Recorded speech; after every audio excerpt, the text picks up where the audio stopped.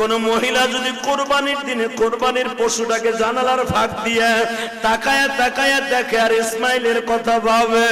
আমি আমার ওই মাদেরকে বলবো, মা হাজেরা সন্তানদের সাজাইয়া স্বামীর হাতে জবাই দিতে দিছে, আর তোমার স্বামীর হাতে যখন পশুটা জবাই দিয়ে তেল মালিশ করে দিবা, এই পশুটাই যে বলবে, ও জাতির পিতা ইব্রাহিম সুন্নাত আবিকুম ইব্রাহিম, তোমার সুন্নাত আদায় করতে যাই মহিলাই গরুটারে খৈল ভুসি খাওয়াইছে, এই মহিলা গরম পানি করে দিয়ে আদর করে দিছে,